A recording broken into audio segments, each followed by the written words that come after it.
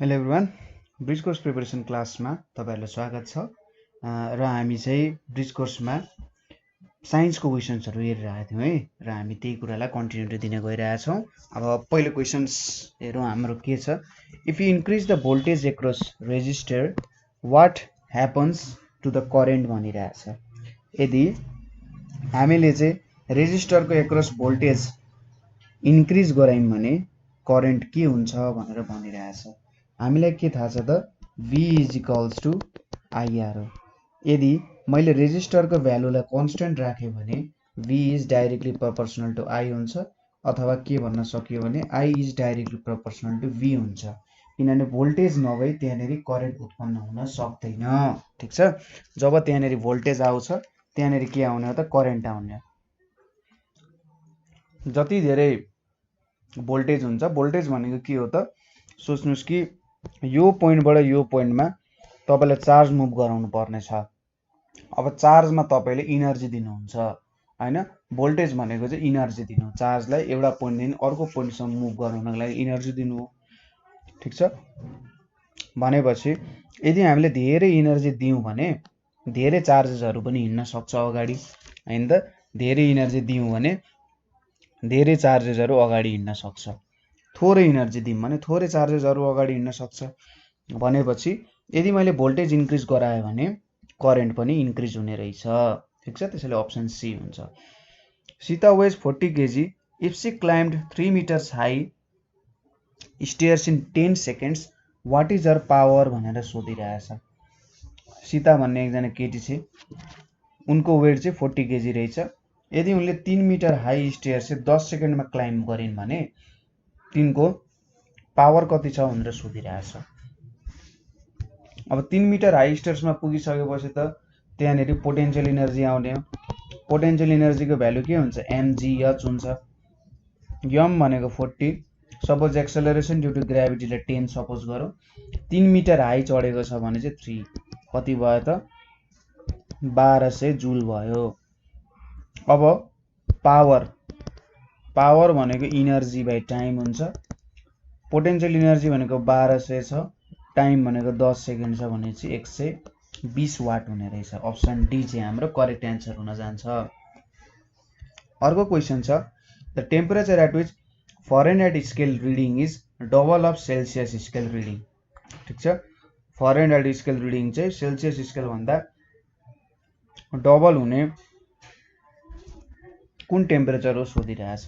यसको लागि C - 0/100 F - 32/180, अथवा यसलाई C/ यहाँनिर 5 इज इक्वल्स टु F - 32/9।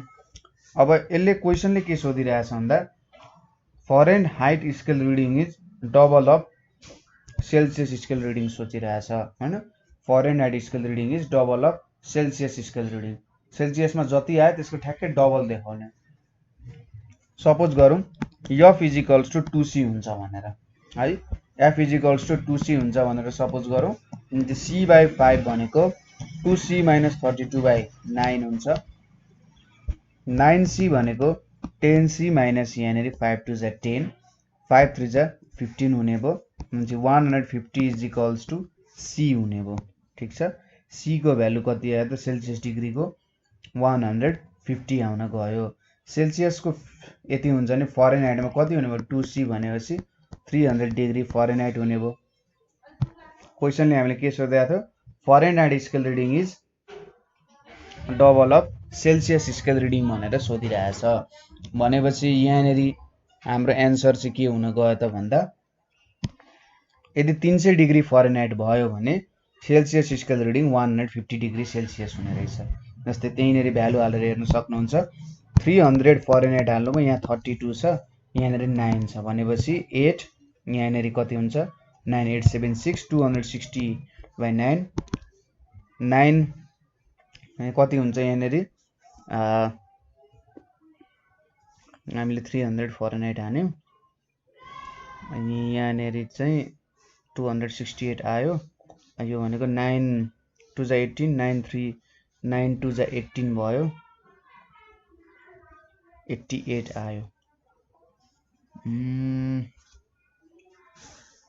यहाँनेरि 50 डिग्री सेल्सियस आउँछ हैन। यहाँनेरि हाल्यो नि, यो 50 आयो, ठ्याक्कै कति आउँछ त 150 हाल्नुम ल। सी को ठाउँमा 150 हाल्यौँ भने 150/5 भनेको 30 आउँछ। 30 × 9 + 32 भनेपछि कति आउँछ त 270 + 32 भनेको 302 जति आउँछ हो। त्यसैले हाम्रो यहाँनिर कुनै नि अप्सन मिलेन, नन हुन जान्छ। ठिक छ, यो चाहिँ के भयो, नन भयो। अब अर्को क्वेसन छ, what is the power of lens if focal length is 20 dioptre भनेर सोधिरहेछ। 20 डी भनेर सोधिरहेछ भनेपछि पावर भनेको के हो त हाम्रो 1 फोकल लेन्थ हो। ठिक छ, अब फोकल लेन्थ यहाँनेरि हामीले 20 डी भनेर दिएको छ। अब पावर दिएको छ अनि हामीले यहाँनेरि फोकल लेन्थ क्याल्कुलेट गर्नुपर्ने हुन्छ भनेपछि 20 डी दिएको छ भनेपछि यहाँनेरि 1/20 भनेको 0.05 के आउँछ त 0.05 जस्तो आयो। पी भनेको 0.05 आयो। अब फोकल लेन्थ भनेको जेनरली हाम्रो भनेपछि यहाँनेरि अब 5 × 10⁻² मिटर हुन गयो। अब यो भनेको कति हुन्छ त यहाँनेरि 1 सेन्टिमिटर नै 1 मिटरै जस्तो हुन्छ। यो भनेको 100 सेन्टिमिटर जस्तो भयो हैन। कति आउँछ त 5 डायोप्टर आउँछ। माथि 1 मिटर/ फोकल लेन्थ जस्तो हुन्छ। त्यसैले अप्सन सी हुन्छ यहाँनेरि। अर्को छ, if the mirror is rotates through 15 degree Celsius keeping the incident रे फिक्स्ड देन रिफ्लेक्टेड रे। जहिले पनि के बुझ्नु पर्यो भने यदि मेरो मिरर रोटेट गरिरहेछ, ठिक छ, यदि मेरो मिरर रोटेट गरिरहेको छ र यसको एउटा सर्टेन रोटेटिङ एङ्गल यहाँ 15 डिग्री, सरी त्यो भन्दा नि मिरर चाहिँ 15 डिग्रीले रोटेट भयो अथवा मिरर थीटा डिग्रीले रोटेट भयो भने रिफ्लेक्टेड रे भनेको 2 थीटा डिग्रीले रोटेट हुन्छ। ठिक छ, यदि मिरर चाहिँ थीटा डिग्रीले रोटेट भयो भने रिफ्लेक्टेड रे 2 थीटा डिग्रीले रोटेट हुन्छ भनेपछि यदि हाम्रो मिरर 15 डिग्रीले रोटेट भयो भने रिफ्लेक्टेड रे भनेको 2 × 15 भनेको 30 डिग्रीले रोटेट हुन्छ। ठिक छ, यो कन्सेप्ट बुझ्नुपर्ने हुन्छ, तपाईँले कहिलेकाहीँ सोध्न सक्छ। In the concept of plate tectonics the term plate refers to के भनिरहेछ। अब continental crust and entire mantle, rigid earth above the asthenosphere र ओसिएनिक क्रस्ट भनिरहेछ। अब क्रस्ट भनेपछि माथिल्लो भाग जस्तो भयो एउटा। यसको एन्सर के हुन्छ त रिजिड कन्टिनेन्टल क्रस्ट, त यो प्लेट टेक्टोनिक्समा परिहाल्छ। Continental crust and the entire mantle भनेको ठ्याक्कै त जमिनभन्दा तलको भाग, एउटा एकदम तातो भागलाई म्यान्टल भनेर भन्छ। Rigid earth above the asthenosphere, ठिक छ, यो चाहिँ rigid earth above the asthenosphere हुन थाल्छ। एक्चुअली तपाईँले एस्थेनोस्फियरको बारे सर्च गर्नु होला है, यो चाहिँ हाम्रो करेक्ट एन्सर हुन जान्छ। यो तपाईँले होमवर्क जस्तो भयो। Fossils are most commonly preserved in, ठिक छ, फोजिल्सहरू जेनरली कस्तोमा भेटिएला त भन्दा इग्नियस रक्सहरू भनेको भोल्क्यानिक रक्सहरू भयो। इग्नियस रक भनेको भोल्क्यानिक रक्स भयो। मेटामोर्फिक भनेपछि सेडिमेन्ट्री र इग्नियस रक्स भयो। अब फोजिल्सहरू जेनरली खोलाहरूमा यसरी डुबेर त्यहाँनिर गाडिएर हैन, त्यहाँनिर गाडिएर ढुङ्गाहरू वरिपरि थिचिएर बन्ने हुन्छन् जेनरली है। सो यहाँनिर सेडिमेन्ट्री रक्समा फर्म हुन्छन्, किनभने सेडिमेन्ट्री रक्सहरू भनेको खोलाको भित्रभित्र जहाँनिर एकदमै धेरै हाई प्रेसर छ त्यहाँनिर सेडिमेन्ट्री रक्स बन्छ भनेपछि हाम्रो फोजिल्सहरू पनि त्यहीँ गएर कुनै प्लान्ट अथवा एनिमल त्यहाँ गएर डुबेपछि जेनरली सेडिमेन्ट्री रक्स नै अथवा स्यान्डहरू नै वरिपरिबाट जम्मा हुन्छ। यसरी स्यान्ड वरिपरिबाट जम्मा भएर त्यहाँनिर चाहिँ फोजिल्सहरू फर्म हुन्छन्। The two most frequent cause of death from volcanic eruptions are, के हुन्छ भनेर सोधिरहेछ। कुनै ठाउँमा भोल्क्यानिक इरप्सन भयो भने जेनरली मान्छेहरू चाहिँ के कारणले धेरै मर्छन् भनेर सोधिरहेछ। यो भनेको पाइरोक्लास्टिक फ्लोज र सुनामी भनेर भनिन्छ। ठिक छ, पाइरोक्लास्टिक फ्लोज। अब तपाईँलाई यो पाइरोक्लास्टिक फ्लोजको बारे थाहा छ कि छैन? जब त्यहाँनिर हाम्रो कुनै पनि एकदमै कस्तो हुन्छ भन्दा भोल्क्यानिक इरप्सन हुन्छ। भोल्क्यानिक इरप्सनबाट धेरै खालको एसहरू खरानीहरू के कुराहरू निस्किन्छ, पुरै वायुमण्डलमा फैलिन्छ। वायुमण्डलमा फैलिएर के हुन्छ त त्यसले हाम्रो एउटा सर्टेन एरियामा पुरै छेकिदिन्छ के, त्यो डस्ट पार्टिकल्सहरूले पुरै छेकिदिन्छ र त्यो छेकिसकेपछि चाहिँ हामीले मजाले ब्रिदिङ गर्न पाउँदैनौँ। त्यो चाहिँ पाइरोक्लास्टिक फ्लो भयो। सुनामी भनेको त्यो जब त्यहाँनेरि पानीमा एकदमै धेरै लाभाहरू फ्लो हुन्छ, त्यो लाभाको हिटको कारण चाहिँ त्यहाँनेरि समुद्रमा सुनामी पनि आउँछ। भोल्क्यानिक इरप्सनले जेनरली एउटा अर्थक्वेकलाई पनि निम्त्याउन सक्छ सानोतिनो, है, बुझ्नुभयो। अर्को छ अब place where an earthquake originates it's called. Earthquake originate हुने ठाउँलाई के भन्छ त एपिसेन्टर भनेर भन्छ, होइन कि फोकस भन्छ, एपिसेन्टरै भने जस्तो लागेको थियो, एपिसेन्टरै भन्छ। अर्को छ the point at which fault first ruptures in the अर्थ।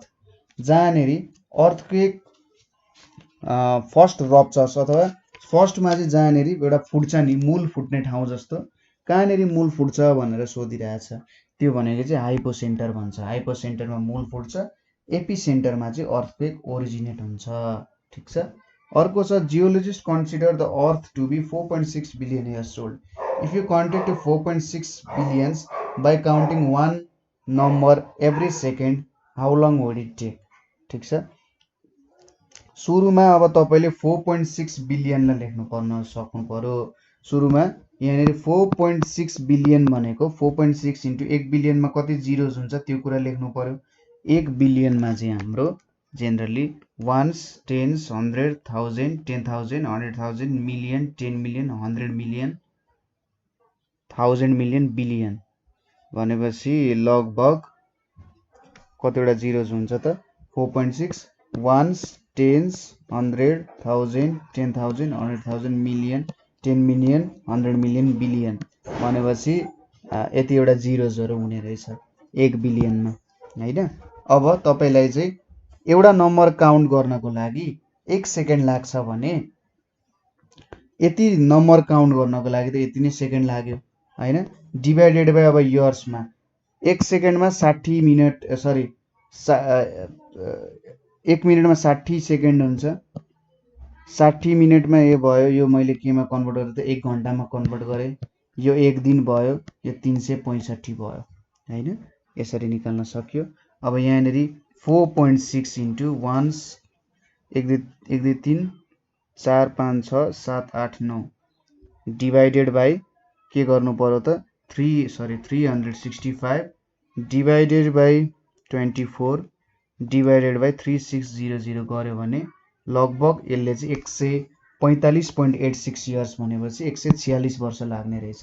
एक सेकेन्ड तपाईँले काउन्ट गर्दै जानु हो भने 146 वर्ष चाहिँ तपाईँलाई 4.6 बिलियन इयर्स काउन्ट गर्नको लागि चाहिने रहेछ, ठिक छ। अलिकति रमाइलो क्वेसन सोधे। Floods associated with melting of glaciers during volcanic eruption. Volcanic eruption हुँदा ग्लेसियर्सहरू चाहिँ मेल्ट भएर त्यहाँनेरि फ्लड आउँछ, ठिक छ। ग्लेसियर्सहरू मेल्ट भएर फ्लड आउँछ, त्यसलाई चाहिँ के भन्दो रहेछ त भन्दा जोकुल लप्स भनेर भन्छ, ठिक छ। जोकुल लप्स भनेर भन्छ। डेब्री फ्लो भनेको त्यहाँनेरि सबै कुराहरूलाई क्यारी गर्दै आउनेलाई डेब्री फ्लो भन्छ। डेब्री भनेको जुन बाटोमा आउँछ नि सुनामी फ्लडहरूको हो, त्यसलाई चाहिँ डेब्री भनेर भन्छ। लहर भनेको पुरै शीत लहर भनेर भन्छ नि, शीत परेको परै भन्ने टाइपको कुराहरू आउँछ। सुनामी भनेको त तपाईँलाई थाहा छ त समुद्रमा फ्लड आयो भने त्यसलाई सुनामी भन्छ। If the mass of earth were to increase then the gravitational attraction between the earth and moon would, के हुन्छ त ग्रेभिटेसनल फोर्स भनेको चाहिँ directly proportional to product of masses हुन्छ, होइन। Directly proportional to product of masses हुन्छ। अब directly proportional to product of masses भइसकेपछि यदि अर्थको मास इन्क्रिज भयो भने फोर्स के हुन्छ त इन्क्रिज हुन्छ भनेपछि ए नम्बरको एन्सर हुन जान्छ हाम्रो। अर्को छ divergent evolution of a single group of organisms in a new environment. एउटा कुनै न्यू इन्भाइरोमेन्ट छ, त्यहाँनिर एउटा सिंगल ग्रुप अफ अर्गानिजम्स चाहिँ अरू विभिन्न नयाँ ग्रुप अफ अर्गानिजम्स बनियो अरे। एउटा सिंगल ग्रुप अफ अर्गानिजम्स चाहिँ विभिन्न नयाँ अर्गानिजम्स आयो, जस्तै त्यो डार्विनको फिन्चेसहरू छ, एउटै एरियामा छ तर एउटै एरियामा हुँदाहुँदै पनि विभिन्न खालको फिन्चेसहरू आयो, ठिक छ। एउटै एरियामा हुँदाहुँदै पनि विभिन्न खालको फिन्चेस आयो भने यसलाई चाहिँ एडाप्टिभ रेडिएसन लेखेको छ। जेनरली एडाप्टिभ इभोल्युसन हो यो चाहिँ। यहाँनिर एडाप्टिभ इभोल्युसन हुनुपर्ने हो है। यसलाई चाहिँ के भन्छ त एडाप्टिभ इभोल्युसन भनेर भन्छ। कुरा बुझ्नुभयो? यहाँनिर के भन्दो रहेछ त यसलाई भन्दा एडाप्टिभ इभोल्युसन भन्छ है। क्याटास्ट्रोफिजम भनेको पुरै त्यहाँनिर डिस्ट्रक्सन हुनुलाई क्याटास्ट्रोफिजम भन्छ। कन्भर्जेन्ट इभोल्युसन भनेको धेरै प्रकारको सपोज धेरै प्रकारको टर्टलहरू चाहिँ एकै खालको टर्टल हुनुलाई कन्भर्जेन्ट इभोल्युसन भन्छ। युनिफर्मिटेरियनिजम भनेको चाहिँ सबैतिर युनिफर्म खालको इभोल्युसन भयो भने त्यसलाई युनिफर्मिटेरियनिजम भनेर भन्छ। ठिक छ। अर्को छ most of the earthquakes volcanoes and mountain belts of the earth occur भनेर भनिरहेछ। Most of the earthquakes volcanoes and mountain belts occur कहाँनिर अकर छ त भन्दा जेनरली तिनीहरू चाहिँ टेक्टोनिक प्लेट्सहरू उठेर बनेको हुन्छन्। ठिक छ। तिनीहरू जेनरली टेक्टोनिक प्लेट्सहरू उठेर बनेको हुन्छन्, त्यसैले तिनीहरू चाहिँ एजेस अफ टेक्टोनिक प्लेट्समा हुन्छन्। तपाईँले म्यापमा हेर्नुभयो भने मजाले थाहा पाउनुहुन्छ। माउन्टेन्सहरू जेनरली के त एज अफ टेक्टोनिक प्लेट्समा बनेको हुन्छ। त्यसैले नेपाल चाहिँ भूकम्पको लागि एकदमै पायक पर्ने ठाउँ अथवा धेरै आउन सक्ने ठाउँ भन्छ नि, किनभने माउन्टेन बेल्टहरू नेपालमा धेरै छन्। यसरी माउन्टेन बेल्टहरू धेरै भयो, एजमै पर्यो नि त। एजमै परिसकेपछि त्यहाँनिर भूकम्पहरू आउने चान्सेस एकदमै धेरै हुन्छ। Earthquakes that occur during faults are created. Faults भनेको हाम्रो अर्थ सर्फेससँग एउटा रिलेटेड कुरा हो। जेनरली FAULTS फल्ट्सको मिनिङ तपाईँहरूले सायद फल्ट्सको बारे त पढ्नु भएको छ होइन। अर्को मिनिङ भनेको फल्ट्सको डिफेक्ट हो। अर्को मिनिङ भनेको चाहिँ फल्ट्सको के हो त फ्र्याक्चर इन रक। रकमा विभिन्न ठाउँमा धुजा हुन्छ नि, त्यहाँनिर कतै बिग्रिरहेको हुन्छ नि, हो त्यसलाई फल्ट्स भनेर भन्छ है। र the earthquakes that occurs along faults are created. कसरी क्रिएटेड हुन्छ त क्रिएटेड वेन यहाँनिर stress builds up until rocks break. यो पनि अप्सन मिल्छ। ठिक छ, यो अप्सन पनि मिल्छ। The earth shift and moves along fractures. के हुन्छ टेक्टोनिक प्लेट्सहरू कहिलेकाहीँ एकअर्कामाथि चढ्छन् होइन, कहिलेकाहीँ एकअर्कामाथि चढेर एउटा माथि जान सक्छ, कहिलेकाहीँ चाहिँ दुइटै एकअर्कासँग ठोकिएर माथि जान सक्छ। र त्यहाँनिर ठोक्किँदाखेरि धेरै स्ट्रेसको कारण ब्रेक पनि हुन सक्छन्। ठिक छ। त्यसैले बोथ बी एन्ड सी चाहिँ हाम्रो करेक्ट अप्सन हुन जान्छ। बी एन्ड सी अप्सनको कारणले हाम्रो के हुन सक्छ त earthquake that occur during faults are created होइन, यसरी क्रिएट हुन सक्छ। How does light pass in a pipe that is due to. कसरी लाइट पास हुन्छ पाइपमा भन्दा टोटल इन्टरनल रिफ्लेक्सनको कारण चाहिँ लाइट चाहिँ एउटा पाइपबाट पास हुन सक्छ। ठिक छ। लाइट एउटा पाइपबाट पास हुन सक्नु भनेको चाहिँ टोटल इन्टरनल रिफ्लेक्सनको कारण पास हुन सक्छ। किनभने रिफ्लेक्सन भइसकेपछि टोटल इन्टरनल रिफ्लेक्सन भइसकेपछि लाइटको इनर्जी पनि लुज हुँदैन होइन, त लाइटको इनर्जी पनि केही लुज हुँदैन र लाइट मजाले ट्राभल गर्न सक्छ। अब अर्को क्वेसन चाहिँ यहाँनिर which of the following is an insulator. Obviously यो सिम्पल क्वेसन भयो। रबर इन्सुलेटर र अरू सबै के हो त कन्डक्टर हो। Over 90% of volcanic activity is associated with. अब 90% भोल्केनिक एक्टिभिटी केसँग एसोसिएटेड छ त भन्दा प्लेट टेक्टोनिक बााउन्ड्रिज। ठिक छ। टेक्टोनिक प्लेट्सहरूमा हुने घस्रणको कारण त हुने टक्रावको कारण चाहिँ जेनरली हाम्रो भोल्केनिक एक्टिभिटीहरू जेनरली धेरै हुने गर्छन्। ठिक छ। Reflected sound is called. कुनै पनि रिफ्लेक्टेड साउन्डलाई के भन्छ त इको भनेर भन्छ। रेडिएसन भनेको लाइट, भाइब्रेसन भनेको तरङ्ग, इभापोरेसन भनेको त लिक्विडबाट ग्यासमा कन्भर्ट हुने प्रोसेसलाई इभापोरेसन भन्छ। ठिक छ, कुरा बुझ्नुभयो। अर्को छ यहाँनिर हेर्नुहोस् त, अब डार्विन बाजेको कुरा आएको छ। के छ त भन्दा according to Darwin evolution is कस्तो प्रोसेस भनेर भनिरहेछन् त। Evolution according to Darwin. अब डार्विनको तपाईँले थ्योरी त पढ्नु नै भएको छ होइन, डार्विनको थ्योरी पढ्नु भएको छ। उनले के भनेको थियो इभोल्युसन भनेको चाहिँ एउटा स्लो एन्ड डिस्कन्टिन्युअस प्रोसेस हो होइन, जति बेला जे पनि हुनसक्छ, सबैतिर इक्वल्ली हुन्छ भन्ने छैन होइन, सबैतिर इक्वल खालको इभोल्युसन हुन्छ भन्ने छैन। ठिक छ। त्यही भएर यो स्लो हुन्छ, धेरै लामो समय लाग्छ, तर डिस्कन्टिन्युअस प्रोसेस हो भनेर भने। अर्को छ which of the following is not function of blood. यसले ट्रान्सपोर्टेसनको काम गर्छ। ब्लडले हाम्रो मिनरल्स फुडहरूको जुन इनर्जी न्युट्रिएन्ट्स हुन्छ त्यसलाई ट्रान्सफर गर्छ। रेगुलेसनको काम गर्छ यसले। प्रोटेक्सन पनि गर्छ, डब्लुबिसी हुन्छ त्यहाँनेरि, तर डाइजेसनमा केही पनि हेल्प गर्दैन। ठिक छ, त्यही भएर अप्सन बी चाहिँ यसको करेक्ट एन्सर हुन गयो। अर्को छ यहाँनेरि in nature the process by which different organisms evolve similar trait. ठिक छ, सबै एनिमल्सहरूले सिमिलर ट्रेटहरू इभल्भ गर्ने प्रोसेसलाई चाहिँ के भनेर भन्छ त भन्दा यहाँनेरि कन्भर्जेन्ट इभोल्युसन भनेर भन्छ। ठिक छ, सिमिलर ट्रेट कन्भर्ज हुनु भनेको एउटा सर्टेन बिन्दुमा गएर रोकिनु, सबै ठाउँबाट आउँछ र एउटा बिन्दुमा गएर रोकिन्छ भने त्यसलाई कन्भर्जेन्ट इभोल्युसन भन्छ। ठिक छ, यो चाहिँ यसको एन्सर भनेको कन्भर्जेन्ट इभोल्युसन भयो। The ultimate source of energy that drives severe weather. Severe weather के को कारण हुन्छ त भन्दा मोस्टली कुरा गरिरहेछ यहाँनेरि। सबसे धेरै सिभियरली के को कारण हुन्छ भन्दा एउटा त सोलर रेडिएसनको कारण पनि हुन्छ हैन, त्यसै गरी अर्थको इन्टरनल हिटको कारण पनि त्यहाँनेरि के आउँछ त भन्दा सिभियर वेदरहरू आउने गर्छ। अर्थको हिटको कारण पनि वेदरमा धेरै परिवर्तनहरू आउन सक्छ। इन्टरनल हिटको कारण समुद्रहरू तात्ने कामहरू हुन सक्छ, जसको कारण भोल्क्यानो हैन टोर्नेडोहरू आउन सक्छ। भोल्क्यानिक इरप्सनको कारण अर्थक्वेकहरू पनि आउन सक्छ हैन, त्यो कुराहरू भयो र त्यसले वेदरमा त अभियस चेन्ज ल्याइहाल्छ। बी र सी हाम्रो करेक्ट अप्सन, बी र सी चाहिँ हाम्रो करेक्ट अप्सन हुनुपर्ने हो यहाँनेरि हैन, बी र सी हाम्रो करेक्ट अप्सन हुनुपर्ने हो। ठिक छ, तर मेन अप्सन भनेको बी नै हुन्छ। अर्थको इन्टरनल हिटले वेदरमा त्यस्तो टोर्नेडोहरू त ल्याउँछ, तर जेनरली सनले चाहिँ 90% त्यो कुरालाई एफेक्ट गरिरहेको हुन्छ है, त्यसैले अप्सन बी चाहिँ यसको करेक्ट हुन जान्छ। The amount of energy a material needs to absorb to change its state from liquid to gas. लिक्विडबाट ग्यासमा कन्भर्ट हुनको लागि त्यसलाई कति इनर्जी चाहिन्छ भनेर हामीले भन्यौँ भने त्यो इनर्जीको नाम चाहिँ के हुन जान्छ त भन्दा यहाँ रेडिएसन त पक्कै पनि होइन, कन्डक्सन पनि होइन, हिट क्यापासिटी र ल्याटेन्ट हिट अफ भेपोराइजेसनमा एउटा कुरा हो हैन। कुन कुरा हो त यहाँनेरि हाम्रो ल्याटेन्ट हिट अफ भेपोराइजेसन हो। हिट क्यापासिटी भनेको चाहिँ के हो त, यदि मैले कुनै पनि कुराको टेम्परेचर चाहिँ 1 डिग्री सेल्सियस चेन्ज गर्नु पर्यो भने मैले कति एमाउन्ट अफ हिट सप्लाई गर्नुपर्छ भन्ने कुरा चाहिँ हिट क्यापासिटी हो। 1 डिग्री सेल्सियस छ, ल मैले त्यसको 1 केजी मासमा 1 डिग्री सेल्सियसको चेन्ज ल्याउनु पर्यो भने मैले कति इनर्जी चाहिँ दिनुपर्छ, कति वर्क डन गर्नुपर्छ। अर्को चाहिँ latent heat of vaporisation. Latent heat of भेपोराइजेसनले चाहिँ के भन्छ त भन्दा मैले ग्यासलाई सपोज मेरो 100 डिग्रीको वाटर छ, 100 डिग्रीको वाटरलाई 100 डिग्रीको ग्यासमा कन्भर्ट गर्नु पर्यो भने कति हिट चाहिन्छ भन्ने कुरा चाहिँ ल्याटेन्ट हिट अफ भेपोराइजेसन हो।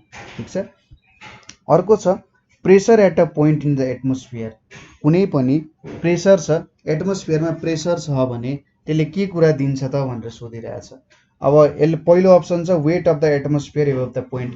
प्रेसरले वेट अफ एटमोस्फियर त दिँदैन, त्यसै गरी weight of the atmosphere below the point पनि दिएन, त्यसै गरी total weight of the atmosphere above and below the point दिँदैन।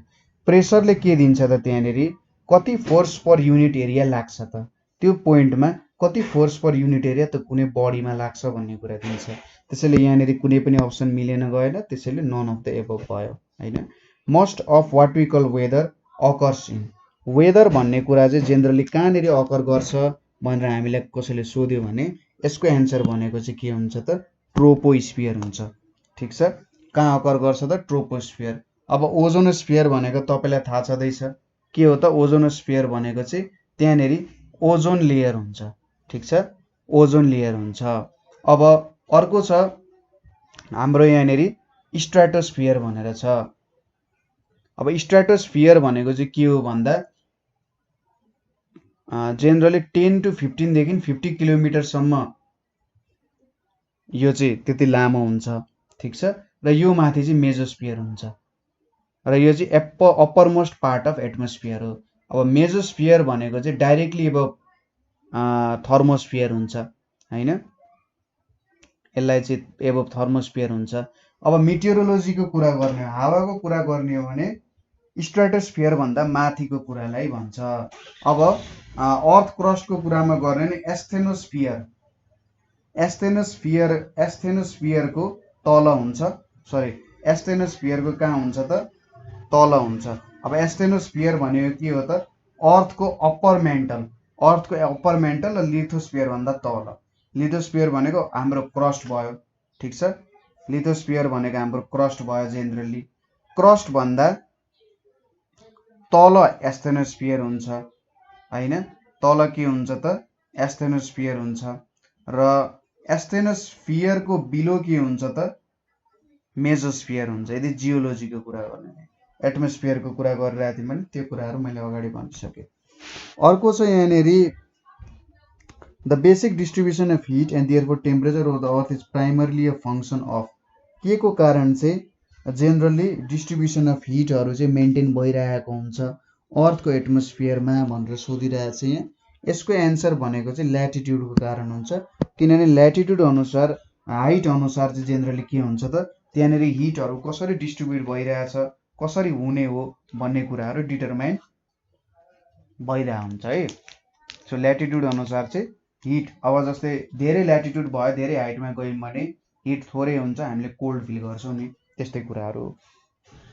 अर्को छ atmospheric particles such as dust and एसले के गर्छ त तपाईँले डस्ट एन्ड एसले पुरै भरिएको छ, डस्ट एन्ड एसले पुरै भरिएको छ भने यसले के गर्छ त सनलाइटलाई रिफ्लेक्ट पनि गर्न सक्छ, यसले सनलाइटलाई रिफ्लेक्ट पनि गर्न सक्छ, एब्जर्ब पनि गर्न सक्छ, वाटर पनि एट्र्याक्ट गर्न सक्छ, सबै कुरा गर्न सक्छ यसले, ठिक छ। एटमोस्फेरिक पार्टिकल्सहरूले यो सबै कामहरू गर्न सक्छ, त्यही भएर यसको एन्सर चाहिँ डी हुन जान्छ।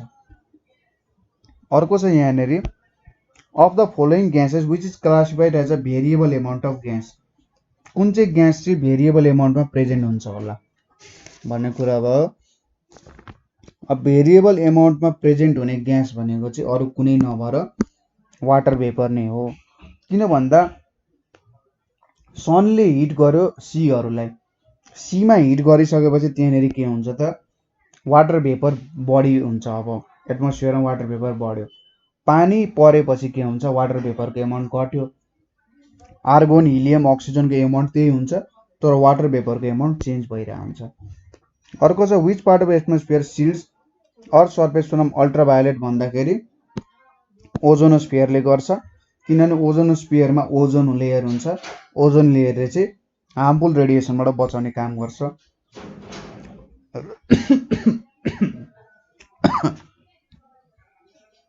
सरी अलिकति खोकी लाग्यो। A molecule of ozone gas consist of, ozone ग्यासमा के कन्सिस्ट हुन्छ भन्दा 3वटा अक्सिजन एटम हुन्छ, ठिक छ।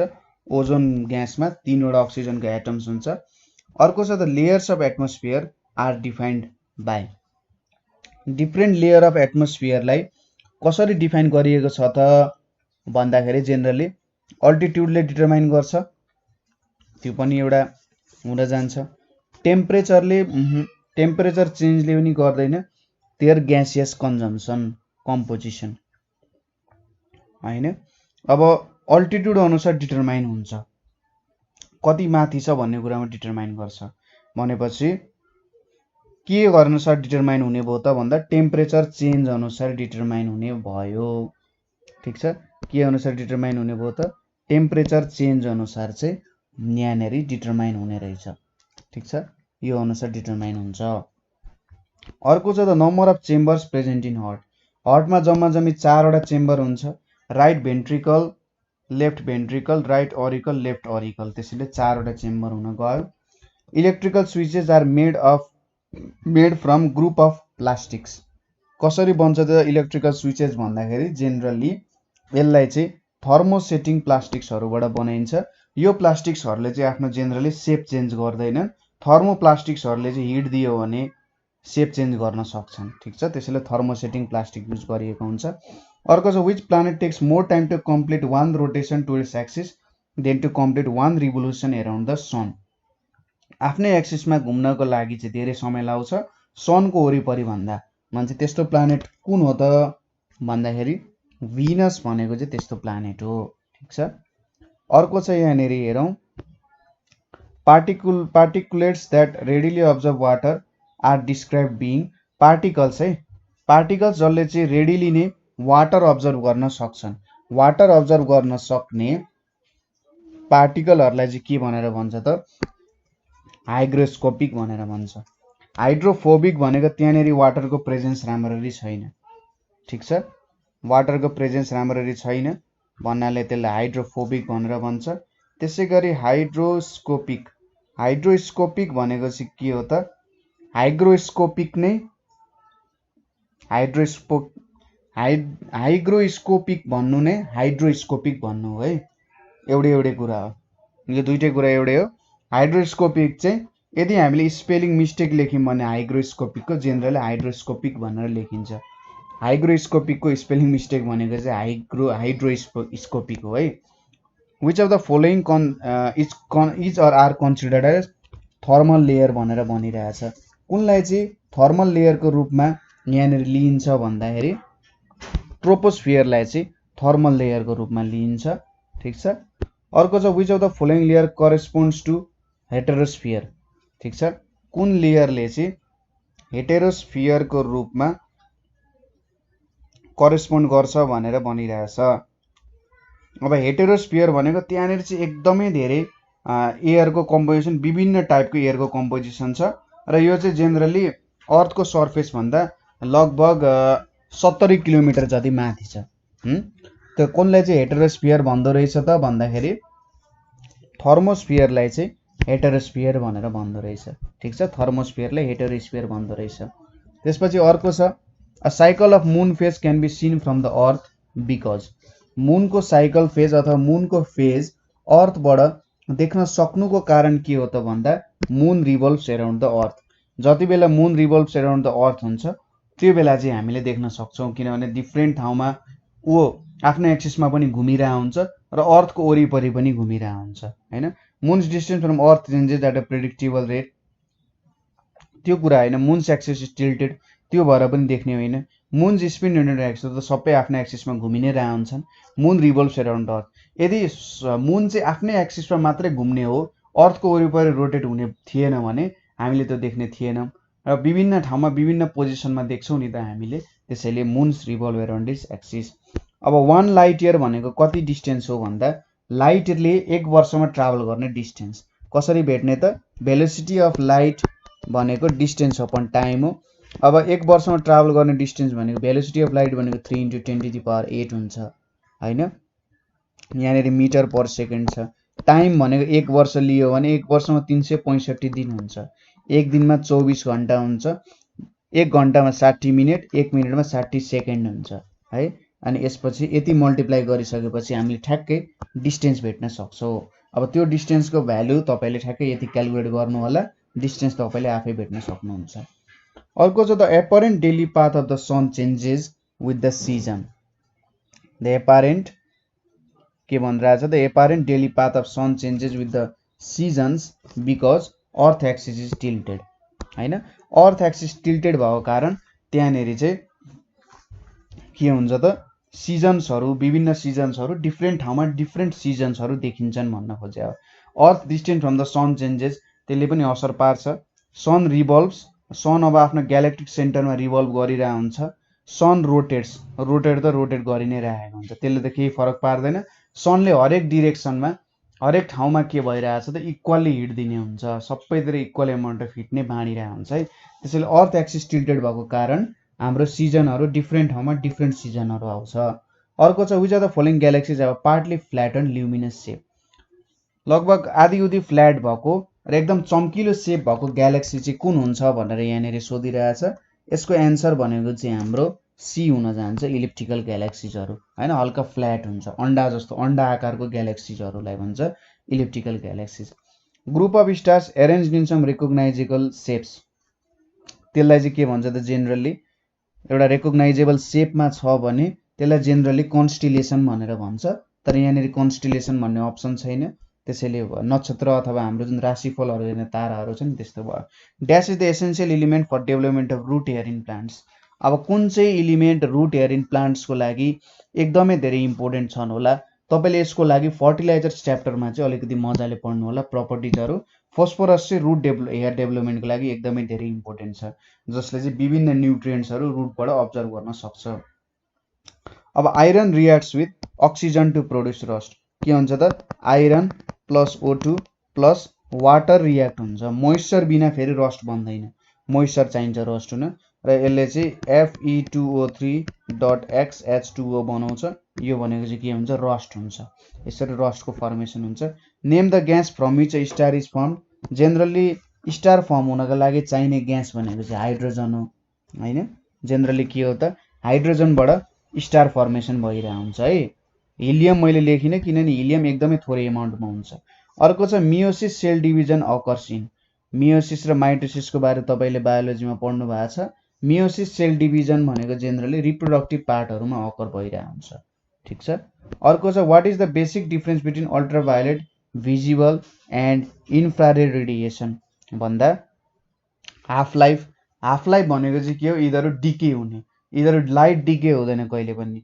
टेम्परेचर लाइटको कुनै टेम्परेचर हुँदैन यिनीहरुले कुनै बडीमा स्ट्राइक गरिसकेपछि चाहिँ टेम्परेचर आउने हो वेभलेन्थ हो वेभलेन्थ भन्ने कुरा चाहिँ यहाँनेरि आउँछ यिनीहरुको वेभ भेलोसिटी सबैको वेभ भेलोसिटी के हुन्छ सेम नै हुन्छ ठीक छ सो यसरी हामीले यहाँनेरि अरु प्रब्लम्सहरु पनि सक्यौं र कुनै ठाउँमा तपाईलाई प्रब्लम भयो कुनै कुरा बुझिराख्नु भएको छैन भने हामीले सोध्न सक्नुहुन्छ तपाईहरुले हामीलाई कमेन्ट पनि गर्न सक्नुहुन्छ मैले तपाईले यहाँ जानी केही कुराहरु एक्सप्लेनेसन गरिन किनभने त्यो कुराहरु तपाईले सर्च गर्दै खोज्न सक्नुहुन्छ जस्तै मैले यहाँनेरि फर्टिलाइजर्सको बारे एक्सप्लेन गरिन नाइट्रोजनले के गर्छ क्याल्सियमले के गर्छ पोटासियम यिनीहरुको युजेसहरु एकदमै धेरै छ त्यसैले हरेक युज तपाईले मजाले पढ्नु पर्ने हुन्छ त्यसैगरी तपाईले अरु कुरा स्टडी गर्न सक्ने भनेको जस्तै स्पाइरल ग्यालेक्सी भनेको के हो इरेगुलर ग्यालेक्सी भनेको कुन हो कुन ग्यालेक्सी यङ हुन्छ यदि कुनै ग्यालेक्सी यङ छ भने त्यो कस्तो शेपको हुन्छ यदि कुनै ग्यालेक्सी ओल्ड छ भने त्यो कस्तो शेपको हुन्छ त्यस्तो कुराहरु तपाईहरुले आफैले स्टडी गर्नुपर्ने हुन्छ हैन त्यसैगरी यो ट्रोपोस्फियर मेजोस्फियर स्ट्राटोस्फियर यस्तोको बारे तपाईहरुले आफै स्टडी गर्नुपर्ने हुन्छ किनभने यो कुराहरु एकदमै धेरै सोधिरहेको हुन्छ त्यही भएर यसको बारे मजाले स्टडी गर्न कुनै पोइन्टमा बुझ्नु भएन भने हामी छँदै छौं है आजको लागि यति नै थ्यांक यू